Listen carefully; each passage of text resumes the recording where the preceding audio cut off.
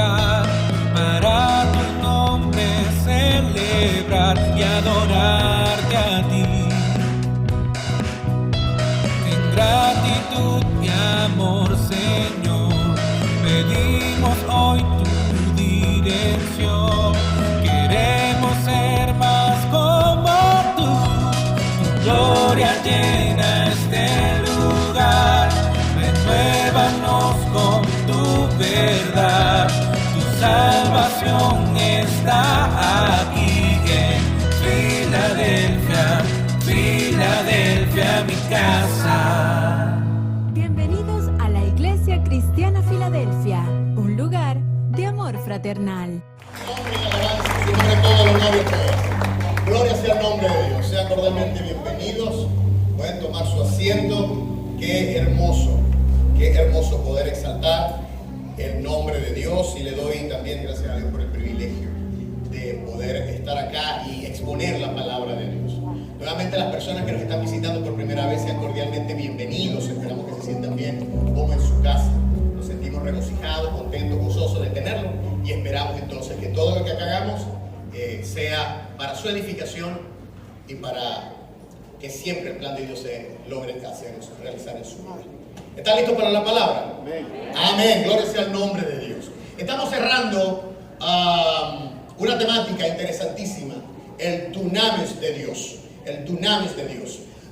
Todo el mes de junio, todas las predicaciones, ministraciones giraron en torno a este tema.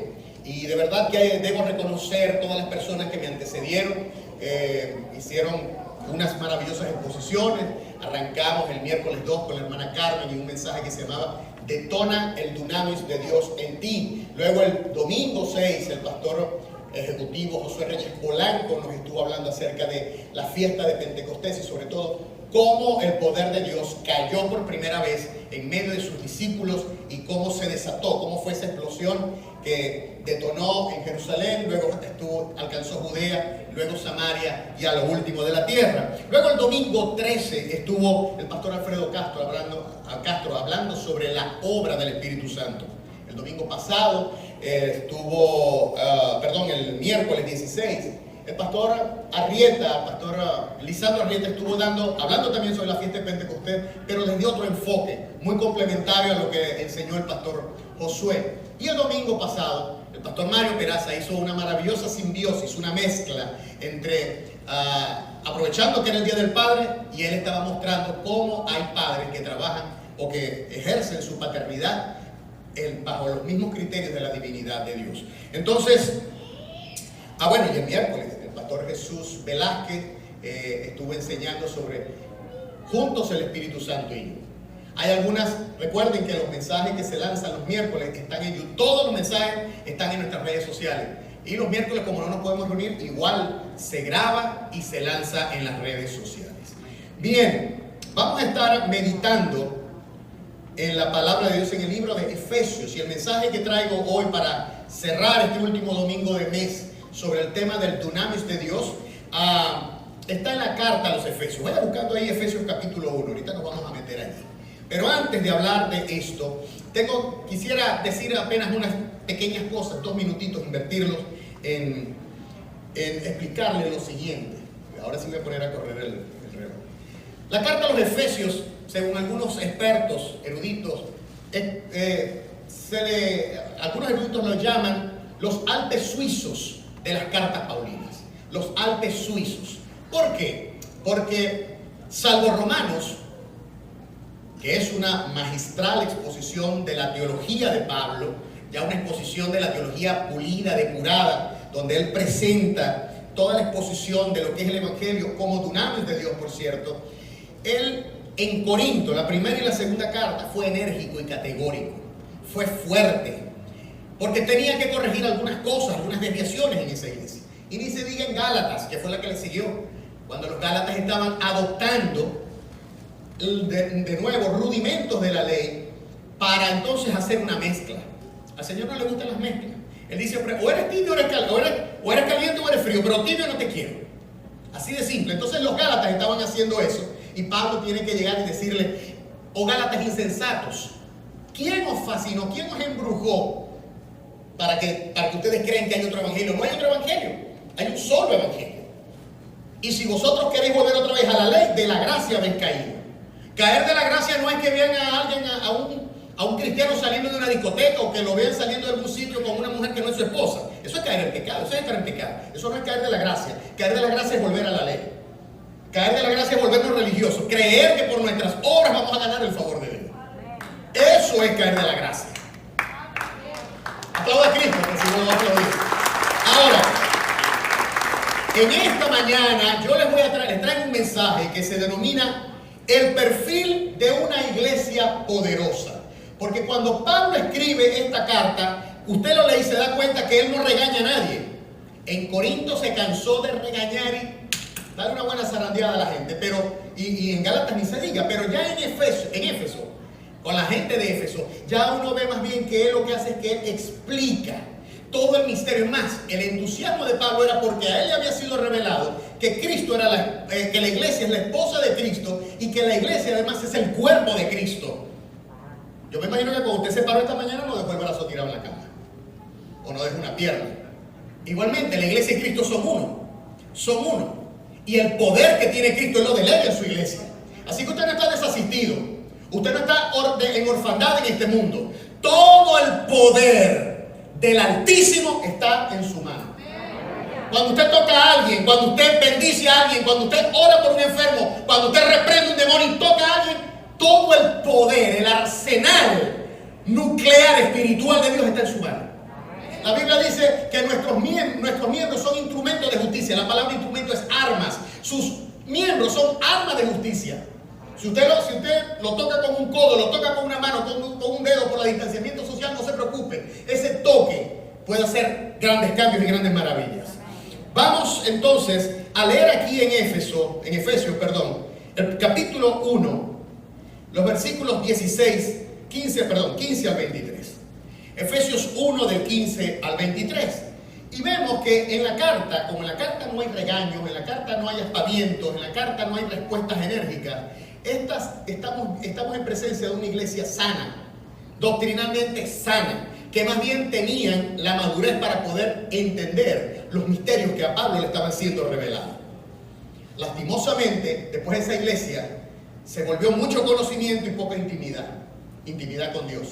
Se volvió mucha letra, mucho conocimiento, pero poca intimidad. Al punto que ya en Apocalipsis 3, el Señor le dice, en Apocalipsis 2 le dice a la iglesia de Éfeso, veo que has perdido tu primer amor. Cuando uno se llena mucho de la palabra de Dios y no pasa horas en oración, buscando los collados de Dios en oración, te metes en problemas. ¿Por qué? Porque entonces te crees engreído, prepotente y crees que eres el más santo que todos los demás. Y si es al revés la cosa, mucha oración y poca palabra, entonces eres presa de cualquier persona que venga con un viento de doctrina extraño y entonces te puede arrastrar. Las cosas tienen que ser balanceadas. Pablo le está hablando a una iglesia sana, saludable. Incluso algunos especialistas dicen que esta carta es una carta circular, que se hacía circular entre todas las iglesias de Éfeso. Éfeso era un emporio comercial a través del cual venían todas las mercancías de Roma y de Grecia y bajaban hasta el Medio Oriente, Siria, Judea y todo eso. Era un enclave económico fundamental y era famosa por la adoración a la diosa Diana. De hecho, el templo de la diosa Diana era considerado una de las 7 maravillas del mundo antiguo. Relatan quienes navegaban en aquel entonces que cuando ellos se iban acercando al puerto de Éfeso, cuando enfilaban sus naves en el mar, de lejos, temprano en la mañana, el reflejo del sol daba sobre el templo. Y veían el templo pequeñito, pero resplandecía. Era un templo majestuoso, 115 metros de largo, 55 metros de ancho, con columnas de 18 metros cada una, totalmente pintado de blanco, una preciosura. Y ellos habían cultivado durante muchos años el culto a la diosa madre. Ya nosotros sabemos eso también después en qué derivó. Ahora, Pablo le está hablando a una iglesia saludable y le quiere hacer una serie de advertencias. Vamos a leer en Efesios 1 del 15 al 23, porque aquí vamos a ver cuáles son las características de una iglesia poderosa.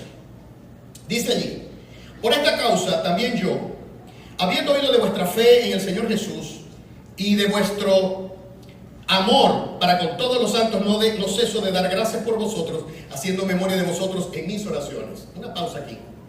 Dice, él menciona allí fe a todos los santos, fe en el Señor Jesucristo y amor a todos los santos. Estos son dos indicadores de una iglesia saludable. Cuando la fe está puesta en Cristo como nuestro estandarte, como nuestra ancla, y cuando el amor circunda entre los hermanos. Eso es una iglesia saludable. Pablo está dirigiéndose a una iglesia saludable. Y luego dice, no ceso de dar gracias por vosotros, haciendo memoria de vosotros en mis oraciones. Pero ¿para qué lo hacía? Aquí lo dice. Para que el Dios de nuestro Señor Jesucristo, el Padre de gloria, os dé espíritu de sabiduría y de revelación en el conocimiento de Él. Aquí es importante hacer una pausa. Os dé espíritu de sabiduría. La palabra sabiduría es Sofía. Sofía significa conocimiento profundo de Dios. Y revelación es la palabra apocalipsis, que significa revelación, discernimiento pleno acerca de Dios. Entonces él está pidiendo al Padre que a esa iglesia le dé total conocimiento profundo de sus misterios y que además les dé un pleno discernimiento para poder discernir, para poder juzgar, entender lo que es bueno y lo que es malo, lo que es saludable, lo que es tóxico. ¿Me explico? Ahora bien, continuamos. Versículo 18. 17. Os dé espíritu de sabiduría y de revelación en el conocimiento de Él, alumbrando los ojos de vuestro entendimiento, para que sepáis, de aquí viene, para que sepamos cuál es la esperanza, número 1, a que Él os ha llamado, y cuál es la riqueza de la gloria de la herencia en los santos, número 2, y número 3, y cuál la supereminente grandeza de su poder para con nosotros los que creemos, según la operación del poder de su fuerza, la cual operó en Cristo, resucitándole de los muertos y sentándole a su diestra en los lugares celestiales, sobre todo principado y autoridad y poder y señorío, y sobre todo el nombre que se nombra no solo en este siglo, sino también en el venidero, y sometió todas las cosas bajo sus pies y lo dio por cabeza sobre todas las cosas a la iglesia, la cual es su cuerpo, la plenitud de aquel que todo lo llena en todo. Gloria sea el nombre de Dios. Se cuenta que en una oportunidad un emperador entra triunfante a Roma, luego de tener una serie de batallas en ultramar. El emperador romano entra y entonces por lo menos 1 millón de personas salió a las calles de Roma para recibirle.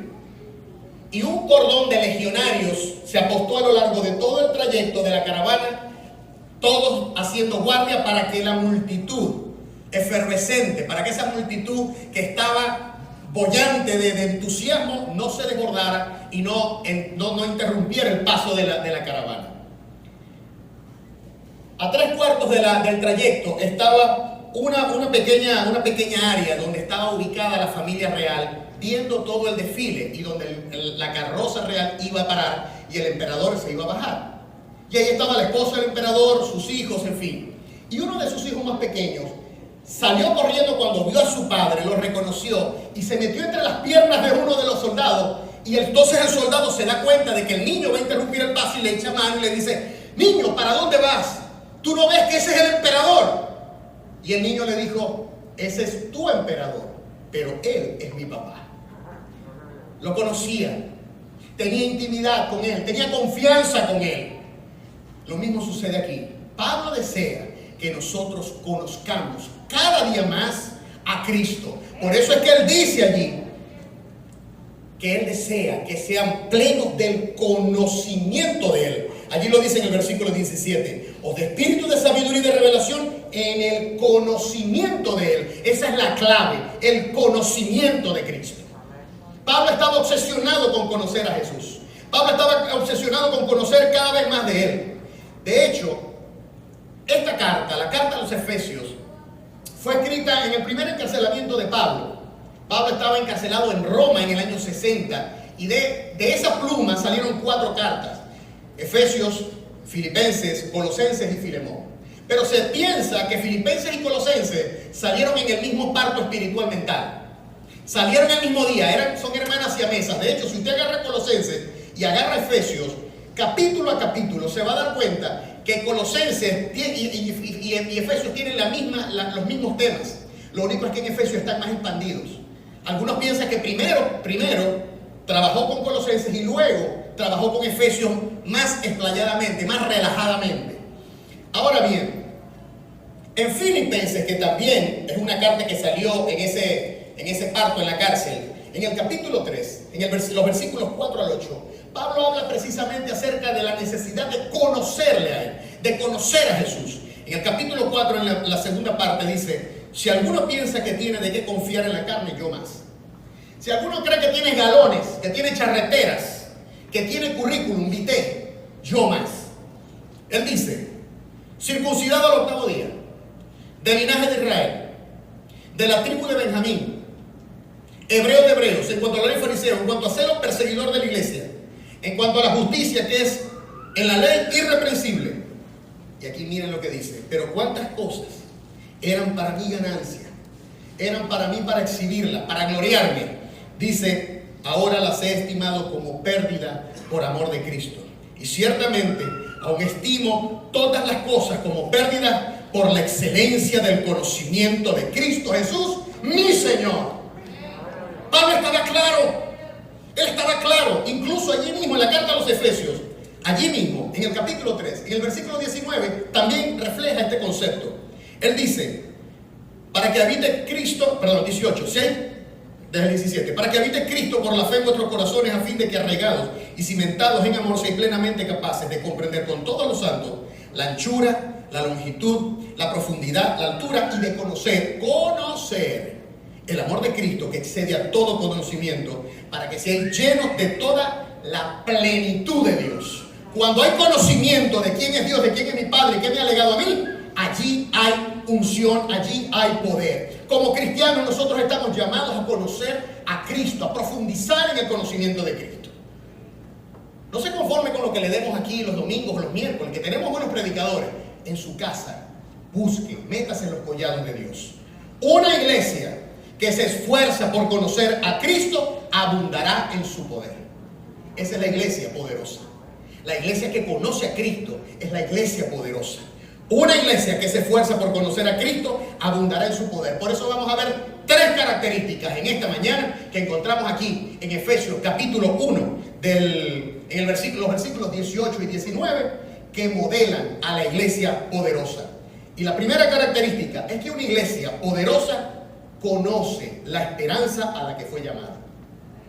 Conoce la esperanza a la que fue llamada. Allí está, en el versículo 18b, dice: para que sepáis cuál es la esperanza a que Él os ha llamado. La esperanza, la palabra esperanza es el pis, que significa una esperanza fervorosa, una esperanza favorable y confiada. Una esperanza que mira al futuro, una esperanza nueva. Y esa esperanza no es cualquier esperanza. Esa esperanza tiene un basamento. ¿Saben cuál es el basamento? La resurrección de Jesús. Escuche esto que le voy a decir. Todo lo que le pase al novio, le pasa a la novia. Todo. En el contexto de la escritura, todo lo que le pase al novio, le va a pasar a la novia. Y este basamento está en la resurrección. En 1 de Pedro 1:3 nosotros leemos: bendito el Dios y Padre de nuestro Señor Jesucristo, que según su grande misericordia nos hizo renacer por una esperanza viva. Una esperanza viva, no muerta, viva, por la resurrección de Jesucristo de entre los muertos. Ahí está. La esperanza está basada en la resurrección de Jesús. Todo lo que le pasa al novio, le va a pasar a la novia.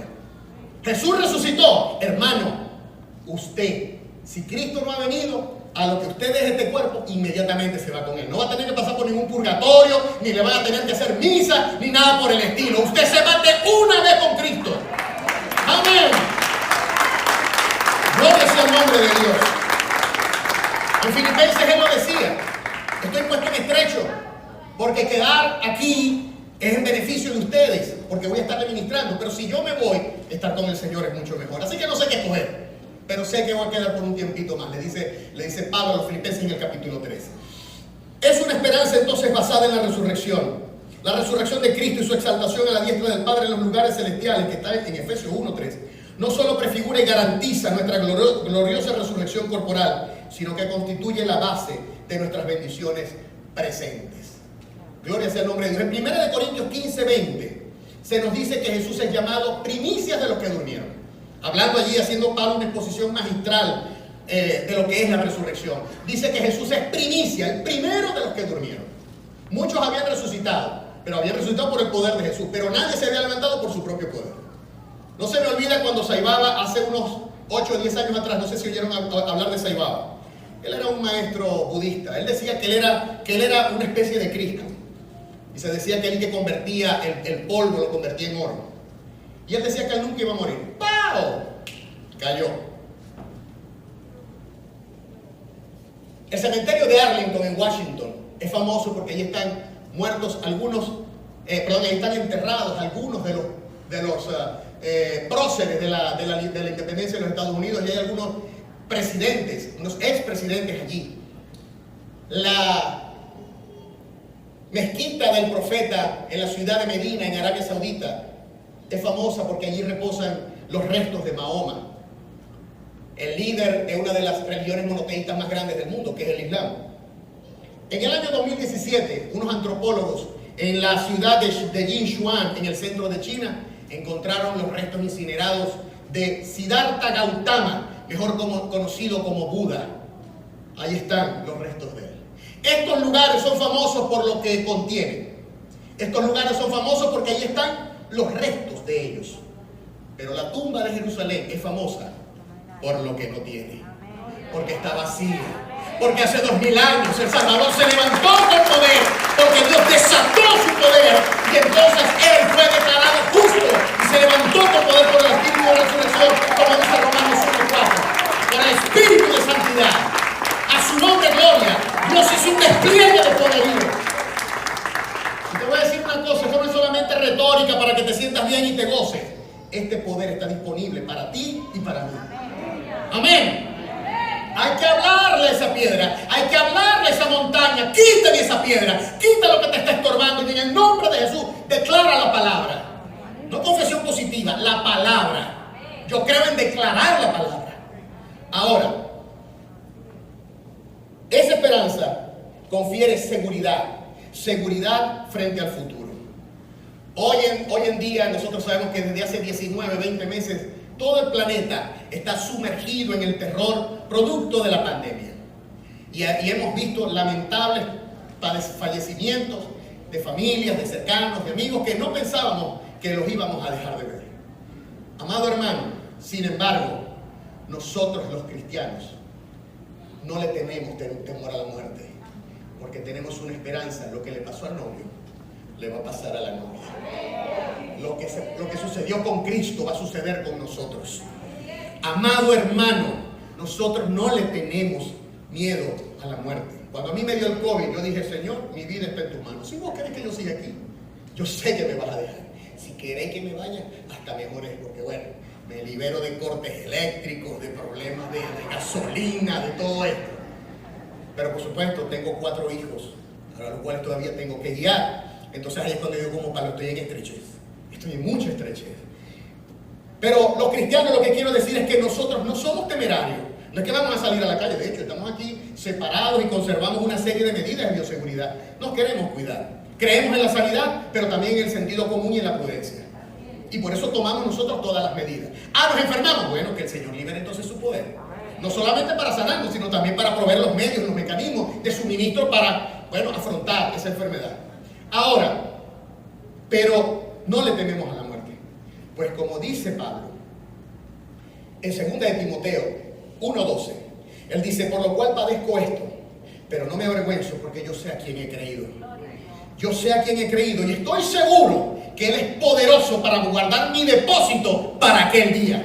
Nosotros podemos decir, nos contagiemos o no, estemos graves o no, incluso si llegamos hasta el extremo de que ya nos estén preparando el trajecito, de decir: porque ya yo estoy para ser sacrificado y el tiempo de mi partida está cercano, como le dijo Pablo a Timoteo en la segunda carta en el 4 del 6 al 8. He peleado la buena batalla, he acabado la carrera, he guardado la fe. Por lo demás me está guardada la corona de justicia, la cual me dará el Señor juez justo en aquel día, y no solo a mí, sino también a todos aquellos que aman su venida. Esa es la base de nuestra esperanza, su resurrección. Amados hermanos, una iglesia que se esfuerza por conocer a Cristo abundará en su poder.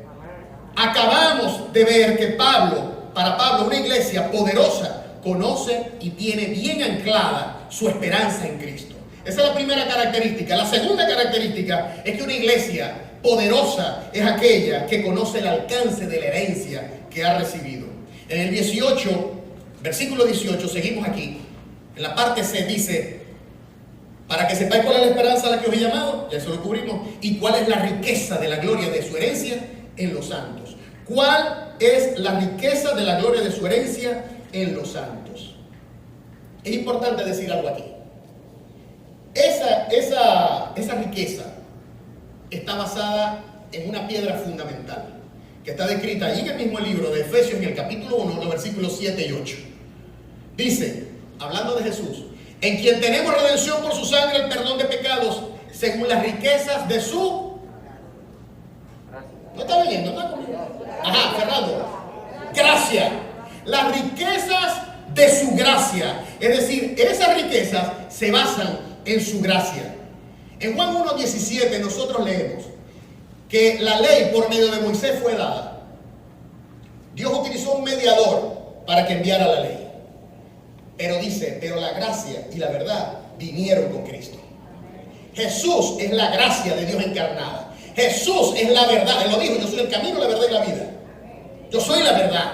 Nadie, ni Mahoma, ni Buda, ni ninguno pudo decir yo soy la verdad. El único que lo pudo decir y lo refrendó con su resurrección fue Cristo Jesús. Ahora bien, esa es una herencia entonces que se basa en su gracia. Hermano, y te voy a dar un dato que aparece en Efesios 2:8. Efesios 2:8 todos se lo saben. Porque por gracia sois salvos por medio de la fe.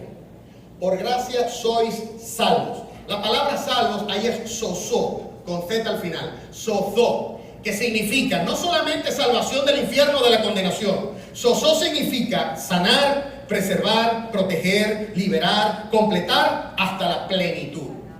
Hasta la plenitud. Es decir, y fíjense que dice que por su gracia sois salvos por medio de la fe. Hubo una mujer que vio la gracia de Dios. Porque ¿qué es la gracia? La gracia es el favor inmerecido de Dios. Algo que no merecemos y se nos da. La gracia es eso, el favor inmerecido. Y ella vio cómo Jesús derrochaba la gracia de Dios. Jesús siendo la gracia de Dios. ¿En qué sentido? En que amaba a todos. En que a todos los sanaba. Todo el que llegaba a él, ninguno se fue con las manos vacías. A todos los leprosos que se le acercaban, mancos, dice la Biblia que manco. ¿Usted sabe lo que es un manco? Una persona que tiene amputado un miembro. O sea, Jesús hizo crecer miembros, es lo que yo estoy entendiendo, porque dice mancos. Ahora, ¿qué es lo que sucede? Hermano, cuando uno ve la gracia de Dios, Dios ve la fe en nosotros. Por gracia sois salvos por medio de la fe. Esa mujer había gastado todo su dinero. Después de 12 años de padecer un flujo de sangre en médicos, ya había sufrido, dice la Escritura. Pero ella decía, si tan solamente toco el borde de su manto, yo voy a ser sana. Si tan solo toco el borde de su manto, voy a ser sana. Ella vio la gracia de Dios y se acercó y tocó. Jesús sintió que virtud sanadora salió de él. Él fue cuando dijo, ¿y quién me tocó? Y ella vino y le dijo, yo, Señor. Y le dijo, hija, tu fe te ha salvado. Salvado. O sea que la salvación no es solamente del alma, también del cuerpo. Salvación implica también sanidad. Pasa que a veces nos hemos encajonado en que salvación es solamente salvación del alma y que me voy a salvar del infierno. No, la salvación también, la sanidad también forma parte de la salvación. Ahora, Pablo conocía la efectividad de la gracia, porque algunos le tienen como que miedo a la gracia. No, que si hablamos mucho de la gracia, entonces la gente se va a depravar. Ya va, un momentico. ¿Qué fue lo que pasó con aquella mujer que entró y vio a Jesús en una cena y comenzó a llorar y a secarle las lágrimas? ¿Qué fue lo que le dijo Jesús al fariseo? Le dijo, al que mucho se le perdona, mucho ama. Yo llegué aquí, ni siquiera me pusiste a un esclavo que me lavara los pies. Y esta mujer no ha cesado de bañar mis pies con sus cabellos. Cuando uno reconoce cómo es la gracia de Dios y cuando uno reconoce todas las cosas que Dios nos perdonó, porque el mundo no comprende lo que es la gracia, Para el mundo es un exabrupto pensar que una persona que tuvo errores, que se equivocó, que se divorció 10 veces o que a lo mejor cometió cualquier clase de locura, de pronto es salvado, es restaurado, y verlo como una nueva persona, eso para el mundo no cabe. Pero Dios vino a confundir a los sabios. Dios vino a trastornar la lógica humana.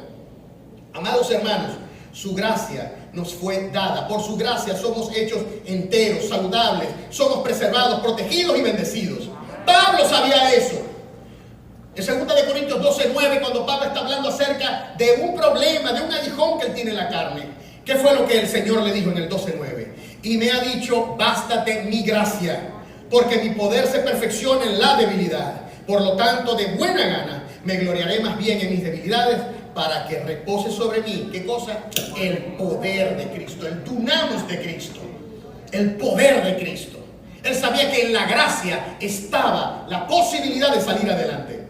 Su gracia nos fue dada para reinar en esta vida. En Romanos 5:17 dice, pues si por la transgresión de uno reinó la muerte, hasta el día de hoy la muerte está reinando por los momentos, porque la gente se enferma, la gente se muere, en fin, toda esa serie de cosas, porque ese fue el legado de Adán. Pero ya la muerte tiene sus días contados, porque en la cruz del Calvario se decretó la muerte de la muerte. Jesús con su resurrección fue la muerte de la muerte. Significó que ya la muerte tiene los días contados. Su gracia nos fue dada para eso.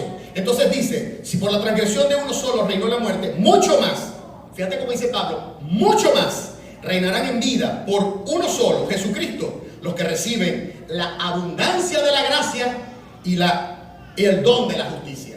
Dice reinarán, pero no dice reinarán después que mueran, sino reinarán en esta tierra, reinarán en este mundo. Amado hermano, usted no está puesto para llevar palo del diablo, usted está puesto para darle palo a él. Hoy, gloria a Dios, hoy yo me desperté maravillado, contento, porque había un sol radiante que nos permite estar reunidos aquí sin la lluvia. Pero el 24 de junio, a los paleros y babalaos que querían hacer un pacto, nos caían 4 horas de lluvia. Cuando se corrió la voz entre las iglesias y se hizo viral que iban a hacer pactos, iban a aprovechar ese acto para hacer pactos, Dios nada más le mandó 4 horas de lluvia. Y en esas 4 horas llovió la cantidad de agua que cae en 16 días sobre el campo de Carabobo. No pudieron hacer acto, no pudieron hacer pacto, no pudieron hacer nada. Ese es Dios, el Dios que nosotros creemos. Ese es Cristo Jesús. Como le dije a mi hermana esta mañana, Dios lo único que tuvo que hacer fue esto. Mandó una onda tropical y se ahogó la fiesta, hermano. ¡Wow! Gloria sea el nombre de Dios. Amados hermanos, esta es una herencia que se basa en la gracia, es una herencia que está asegurada, tiene garantía asegurada. Garantía asegurada. ¿Y cómo está asegurada? Vamos a verlo aquí en el mismo Efesios. Yo trato siempre de quedarme en el mismo libro, porque para mantener la lógica doctrinal y escritural del autor. En los versículos 13 y 14 dice, en él también, hablando de Cristo, vosotros, habiendo oído la palabra de verdad, el evangelio de salvación, no a Carlos Fraga, no a un parlanchín de eso, Adriana Asi o aquellos que salen en la televisión, habiendo oído el evangelio de la salvación. Usted nútrase del evangelio, llénese del evangelio, lea el evangelio. Agarremos aquel principio que el Señor dijo en el Antiguo Testamento: y pondrás la palabra en tu frente al salir, al entrar, la hablarás con tus hijos todo el tiempo. Eso es un principio que nosotros tenemos. Tenemos que hablar la palabra. Cuando alguien hable la palabra, tiene que hablar de Cristo. Cualquier libro, cualquiera de los 66 libros del Antiguo Testamento, perdón, de los 66 libros de la Biblia, todos enfocan a Jesús. Si usted escucha un predicador que habla de lo que sea, menos de Cristo, ese es un coach, ese es un conferencista, pero eso no es un predicador. En una oportunidad le dijeron a Billy Graham, el Partido Republicano le llegó y le dijo: señor Graham, usted goza de un prestigio tremendo. Nosotros quisiéramos contar con usted y queremos lanzarlo como candidato a la presidencia de los Estados Unidos. Eso fue verdad. Y Billy Graham les dijo: yo les agradezco mucho este honor que ustedes me están ofreciendo, Pero les voy a pedir un favor, no me rebajen de puesto. Yo soy predicador de Dios Altísimo. Amén. No hay lugar más alto que estar a sus pies. No hay lugar más alto que estar humillados delante del Dios Todopoderoso que resucitó y se sentó en los cielos a la diestra de Dios, teniendo total control. Pero ya me estoy yendo para el otro punto. Amados, es una herencia que está garantizada. Seguimos leyendo en el 13. Habiendo oído la palabra de verdad, y no a Carlos Fraga con su quincalla ideológica. Sí, porque Carlos Fraga, él se hace un traje, ¿no? Es como si hiciera un traje con retazo. Un brazo verde, una solapa amarilla, esta parte de aquí de rojo, el otro brazo azul, porque es que él agarra de todo y lo lanza. Y la gente se las cree. Yo creo en la palabra eterna, en la que están basados los cielos y la tierra. Su nombre es gloria. Versículo 13. Y habiendo creído en él, fuisteis sellados con el Espíritu Santo de la promesa, que es las arras de nuestra herencia hasta la redención de la posesión adquirida para alabanza de su gloria. Es las arras. Fuimos sellados. Cuando creímos, fuimos sellados. Amado hermano, usted cuando creyó que dijo: Jesús, ven a mi vida, perdona mis pecados, en ese momento el sello del Espíritu Santo fue puesto en su espíritu. Y usted recibió el don de la vida. Y vino entonces y despertó. Y se dio cuenta de muchas cosas. Ahora, dice las arras. Las arras, en el original la palabra arras es arrabón. Que arrabón era la cuota inicial que se pagaba por un bien. Era la cuota inicial. Si usted iba a comprar un caballo, lo que sea, usted daba, no sé, 10 denarios. Ese era ya quedaba apartado para usted. Y ya usted está comprometido a dar el resto. Cuando Dios nos dio su Espíritu Santo, Él se estaba comprometiendo a pagar el resto. Y lo que Dios bendice, nadie lo maldice. Nadie. Usted fue comprado por precio de sangre.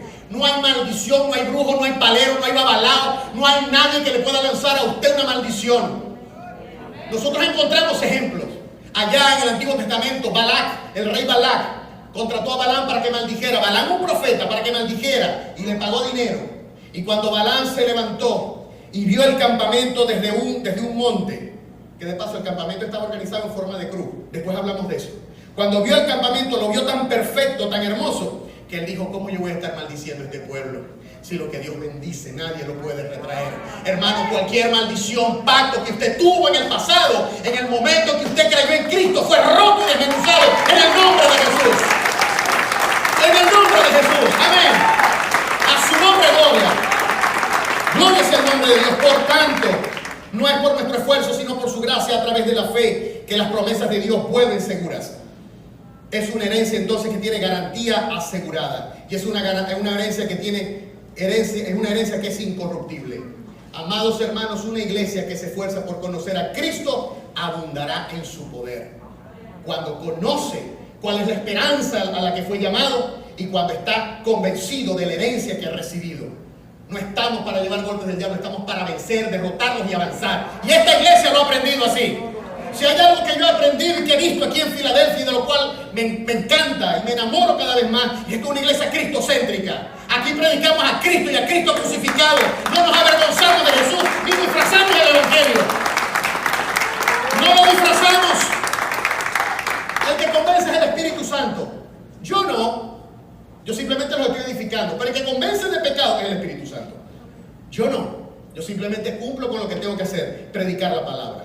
Entonces acabamos de ver las primeras dos características. Según Pablo, una iglesia poderosa conoce y tiene anclada su esperanza en Cristo en primer lugar. Y en segundo lugar, una iglesia poderosa conoce el alcance de su herencia. Y la tercera característica de una iglesia poderosa es que conoce el incalculable poder de Dios. Y este es el núcleo del mensaje. Este es el verdadero mensaje, lo que voy a predicar a partir de este momento. El incalculable poder de Dios. Dice allí en el 19a, la primera parte, dice: ¿cuál es la riqueza de la gloria de su herencia en los santos? ¿Y cuál la supereminente grandeza de su poder para con nosotros los que creemos? Nosotros los que creemos. Hermano, si usted no cree, no se preocupe que el poder no se le va a acercar. Oye, tranquilo. Dios no lo va a molestar con el poder. Pero si usted le cree a Dios, que usted tiene un llamado a servir en lo que sea, a sanar enfermos, a bendecir sirviendo a los demás. Usted tiene un llamado, créalo. Dios le va a dar la unción para desarrollar eso. Y usted va a ser un arma efectiva en la mano de Dios para eso. Ahora, gloria sea el nombre de Dios. Pablo, incluso allá en Salmo 109, 17 lo dice. Salmo 119, 17, se lo voy a leer. Cuando una persona no quiere la bendición de Dios, la bendición se va. Salmo 109. Dice, y no quiso la bendición y ella se alejó de él. Los fariseos no quisieron ver la bendición. No quisieron reconocer que el que estaba ahí sanando, incluso sanando leprosos, era el Mesías. Porque usted sabe algo, uno cuando lee la ley, Números, de Levítico, sobre todo Levítico, en Levítico se dedica 2 o 3 capítulos enteros a hablar de la lepra. Y usted sabe que en el Antiguo Testamento solamente hubo un solo sanado de lepra. Y fue Naamán el sirio, el general Naamán. No fue ni siquiera judío, fue un gentil. Y de paso, cuando él fue sanado, Elías no lo tocó. Elías le dijo, Naamán, andá y te tiráis 7 veces allá en el río Jordán. Y Naamán se puso histérico. Bueno, ¿y acá acaso en Siria no hay ríos mejores que el barrial ese? Porque el río Jordán es medio marrón. No hay otros ríos mejores que ese. Pero Elías no lo tocó. No fue, ¿por qué? Porque la ley decía que si una persona tocaba un leproso se hacía impuro. Y no lo tocó. Y fue bendecido. Y uno dice, ¿para qué hace tanto énfasis el Levítico en la lepra? Porque el que sanara lepra, ese era sinónimo de que era el Mesías. Y Jesús se cansó de sanar leprosos. Es más, cuando él dio su mensaje allá en el monte, el sermón del monte, cuando él bajó, ¿qué fue lo primero que se encontró? Un leproso. Y le dijo, Señor, si quieres, no le dijo si puedes, le dijo si quieres. Él no dudó de su potencialidad, en lo que no sabía si Jesús quería. Señor, si quieres, sáname. Y Jesús le dice, y dice ahí la escritura explícitamente, y le dijo, quiero, sé limpio, y le tocó. ¿Sabes por qué? Jesús vivió en una etapa de transición. Jesús, y se lo he explicado a mis alumnos en el instituto ahorita, Jesús estuvo en una etapa de transición. De la finalización de la dispensación de la ley y el comienzo de la dispensación de la gracia. Él estuvo en ese lapso, pero él ya comenzaba a dar las primeras luces de lo que iba a ser la gracia. De acuerdo a la ley, el puro se vuelve impuro si toca a un impuro. El puro, como Elías, se hubiera vuelto impuro si toca a Naamán. Pero en la gracia, el que está puro toca a un impuro y lo vuelve puro. ¡A su nombre, gloria! ¡A su nombre, honra! Esa es la gracia de Dios, el favor inmerecido de Dios. Y tú y yo tenemos basada allí nuestra herencia. A su nombre sea la gloria. Él les dio esa señal y ellos no la reconocieron. La bendición pasó de ellos. No, que bueno, se lo van a perder. Y fíjense que siempre exaltó fue la fe de los gentiles. A los suyos vino y los suyos no le recibieron. Mas a todos los que creen, dice Juan, a los que creen en su nombre les dio potestad de ser hechos hijos de Dios. Amados, este poder es un poder infinito e incomparable, abundante, que actúa en los creyentes, en el que cree. Y se los voy a describir rapidito. Allí, en el versículo 19, aparece un pleonasmo. ¿Qué es un pleonasmo? Una figura literaria donde se hace una redundancia, incluso una redundancia que parece hasta innecesaria de palabra, para dar a entender, para marcar el énfasis de lo que se quiere decir. Él dice, ¿y cuál la supereminente grandeza de su poder? Ahí palabra poder es dunamis. Según la operación, ahí la palabra operación es energía. Operación del poder. Allí poder no es dunamis, allí poder es kratos, de donde viene la palabra cráter. El poder de su fuerza. Y ahí la palabra fuerza es ischus. ¿Qué significa cada una de estas cosas? Pablo está tratando de hacer lo imposible, de mostrarle toda la sinonimia griega disponible, y la sinonimia griega se quedaba corta para poder explicar cómo era de poderoso, cómo era de explosivo, cómo era de contundente, de categórico, de enérgico el poder de Dios que obra en los creyentes. Y estas señales seguirán a los que creen. En mi nombre hablarán nuevas lenguas, en mi nombre echarán fuera demonios, en mi nombre tomarán cosas envenenadas y no les hará daño. A su nombre, gloria. No somos temerarios, pero sí sí actuamos en el poder de Dios. ¿Qué es el dunamis? El dunamis es la capacidad o fuerza disponible de hacer algo. Es la fuerza disponible, es el potencial almacenado para hacer algo. Es un poder, es el poder que te permite entrar en acción en cualquier momento. Luego, la energía, que es operación. ¿Qué es la operación? Es la activación o despliegue eficiente de una capacidad o fuerza.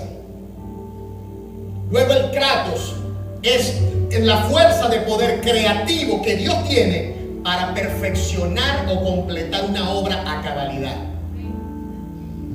Cuando Dios te sane, no le creas al diablo. Él va a lanzar un contraataque. Se te fue el dolor y a los 3 días lo vuelves a sentir. Mira que no está sano, eso es mentira. No le creas al diablo. Dile al diablo, el poder de Dios completa la obra que Él ha hecho en mí. Amén. Y por último, ischus es la fuerza o energía de Dios que se sostiene hasta prevalecer. Cuando me ha tocado, o me tocó en alguna oportunidad, enfrentar gente con problemas demoníacos. Y eso chillan y patalean y gritan, pero el ischus de Dios se desata hasta prevalecer, hasta que se tiene que ir y se van. A menos que la persona tenga un tronco enrollado y no quiera renunciar a eso.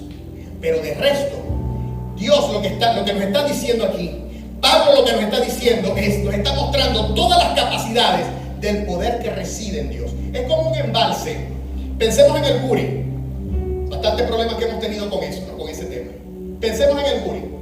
La estructura. ¿Qué es un embalse? Un embalse lo que hace es que aprovecha el caudal de un río para almacenar agua y esa agua transformarla en electricidad. El agua en la represa es el dunamis. Es la capacidad, porque por el peso del agua, la represa se construye y se coloca en la parte de abajo, por ahí hay ingenieros que me puedan certificar, una tubería por donde pasa el agua. Por el peso de la masa de agua, a lo que abren la esclusa, comienza a bajar el agua por esa tubería. Siempre las represas se colocan en desnivel. La parte de la represa está arriba y abajo el desagüe. Cuando el agua baja, ella va a empezar a mover, convierte esa energía de arrastre en energía cinética, energía para mover una turbina que está allí. Y luego esa turbina, esa fuerza del agua, está conectada con un generador de electricidad y esa es la electricidad que entonces se distribuye. Ese canal por donde pasa cuando levanta la esclusa, esa es la energía, es la operación misma de la ejecución, de la puesta en marcha de esa energía. Y luego, cuando se transforma la energía cinética en electricidad, eso se simula al kratos, porque completa el proceso. El kratos es un poder que es efectivo, que logra lo que tiene que lograr. Amén, ¿está claro? Y te voy a decir una cosa, ese poder está disponible para ti, para mí. A su nombre, gloria. Y luego, si la cosa se pone dura, el ischus, el poder de Dios inmanente en él, hace que entonces ese poder se mantenga hasta prevalecer. Hermano, no tengan miedo, porque todo el poderío, el arsenal del poder de Dios está en su mano. Si usted cree, está en su mano. Si no lo cree, no se preocupe, no lo va a molestar. Pero si usted cree, recíbalo, que usted va a actuar en su poder. A su nombre sea la gloria. Hermanos, y le voy a dar un dato, ya tengo que ir cerrando. Ese poder está disponible y operó en Cristo. Lo dice Pablo allí, no lo digo yo, lo dice ahí. Versículo 20. Según la operación del poder de su fuerza, dice el 19. El 20. La fuerza, la cual operó en Cristo, resucitándole de los muertos. Segundo. Dios mío, me perdí. Esta operación que me hicieron como que ya está caducando ya. La cual operó en Cristo, resucitándole de los muertos, sentándole a su diestra. Número 2. En los lugares celestiales. Sobre todo principado, autoridad, poder y señorío, y sobre todo nombre que se nombra. No solo en este siglo, sino también en el venidero. Y sometió todas las cosas bajo sus pies. Termino con esto. Resucitándole. Pablo está hablando aquí de que esa fuerza operó y trabajó en 4 tiempos. Primero resucitó a Cristo, como les dije. Está basada, la esperanza está basada en la resurrección de Jesús. Lo levantó de entre los muertos. Dios desplegó todo su poder, su poderío, para resucitar a su Hijo. Fue un portento testificado por más de 500 hermanos. Pablo lo dijo en 1 Corintios 15, del 4 al 8, y fue sepultado y resucitó al tercer día conforme a las Escrituras, y apareció a Cefas, después a los 12, después apareció a más de 500 hermanos a la vez, de los cuales muchos aún viven y otros duermen. Y después apareció a Jacobo, al hermano menor de Jesús, a Jacobo, después a todos los apóstoles, y de último, al último de todos, como un abortivo, se me apareció a mí. Fue un hecho contundente. ¿Qué significa que Jesús resucitó? ¿Cuál es la importancia de que Jesús ha resucitado? Que Jesús te sustituyó a ti y a mí para pagar por el pecado. La paga del pecado no es la muerte, dice la Biblia. La paga del pecado es muerte, mas el regalo de Dios es vida eterna en Cristo Jesús.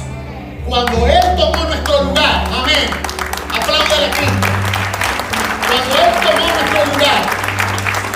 Cuando Él tomó nuestro lugar, Él murió, pero Él murió y toda la ira de Dios cayó sobre Él. Dios como juez desató toda su ira sobre el Cordero sustituto. Desató toda su ira sobre Él. Pero como padre, a Él le dolió. Se estaba desprendiendo de su Hijo. Y lo hizo por ti y lo hizo por mí. Dios se forró de carne y estuvo aquí. Y no le quisieron recibir. Y tocó y sanó a todos los que vinieron a Él.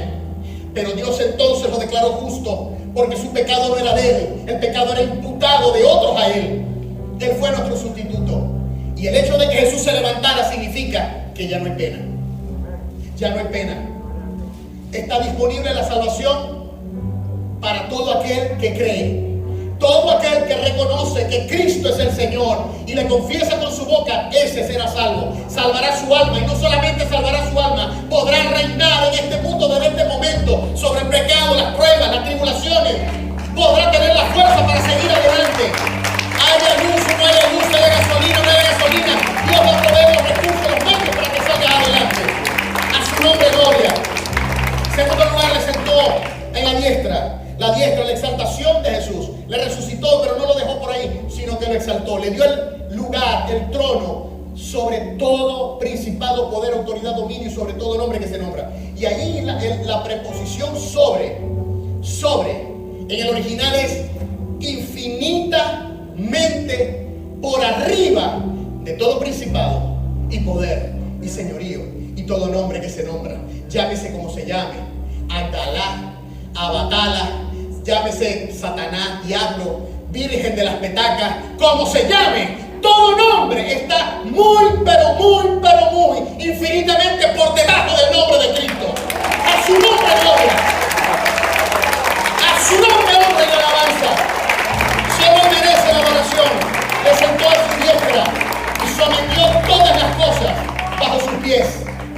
Por eso, cada vez que la iglesia sale y predica y arrebata almas al diablo, y cuando de pronto nos enfrentamos con algún endemoniado, estamos imponiendo el reino. Venga tu reino, venga tu reino. Y se va cumpliendo ese deseo de Jesús que le mostró a sus apóstoles, a sus discípulos, allí en la oración del Padre Nuestro. Venga tu reino. Y dice, y constituyéndole como cabeza. Lo resucitó, lo sentó, lo exaltó y lo constituyó como cabeza. Yo le pregunto, cuando usted se levantó esta mañana, se paró y se dio vuelta porque dejó la pierna tirada en la cama, a menos que tenga una prótesis, ¿verdad que no? O se paró y dejó la cabeza. La cabeza está conectada. Nosotros estamos conectados a Cristo. Hay una unión indisoluble y ese fue el misterio que Pablo había recibido. Eso era el misterio que Pablo había recibido, que el matrimonio se parece a la unión que es la unión mística entre Cristo y la iglesia. Hay una separación que no se puede romper. Es una unión indefectible. No tiene defecto, es poderosa. Y nosotros, sometidos a Él, que es nuestro gobernador, por una autoridad delegada, desatamos todo este poder que les acabo de hablar. Amén. Así que crea, cuando usted ore por algún enfermo, no es usted, no es su poder, no se preocupe, usted obedezca a Dios. Si le dijo que orara por aquel hermano, póngale la mano y ya está. Y listo. Pero obedezcamos a Dios y hagamos lo que tenemos que hacer. Dios se encargará del resto. Amén. Gloria sea el nombre de Dios. Vamos a poner una posición de pie. Aleluya. Vamos a inclinar inclinar nuestro rostro y darle gracias a Dios por esta palabra. Gracias, Señor, te damos. Porque tú nos has enseñado hoy las 3 características de una iglesia poderosa. Entender cuál es nuestra esperanza, que está basada en tu resurrección. Y es una esperanza que no se marchita, es incorruptible. Oh Señor, gracias porque podemos entender cuál es nuestra herencia, a que tú nos has llamado. Y en tercer lugar, una iglesia poderosa es aquella que conoce el inconmensurable, inmedible amor de Dios. Todo esto si te conocemos a ti. Todo esto si tenemos intimidad contigo. Todo esto si verdaderamente nosotros ahondamos en nuestra intimidad contigo por medio de tu palabra. A tu nombre, gloria. Señor, esta palabra que quede sembrada en mis hermanos, y para que en el momento de la tribulación entiendan todo el respaldo que tienen, todo el poderío que está detrás de un simple toque de mano, de una simple oración. Hay todo un arsenal poderosísimo que creó los cielos, que creó la tierra, está a nuestra disposición. Y no para darnos gloria ni darnos pompa, es para exaltar a Cristo Jesús. Gracias, Señor. Gracias, Padre, en el nombre de Cristo. Amén. Gloria llena este lugar, renuévanos con tu verdad. Tu salvación está aquí en Filadelfia, Filadelfia, mi casa. Bienvenidos a la Iglesia Cristiana Filadelfia, un lugar de amor fraternal.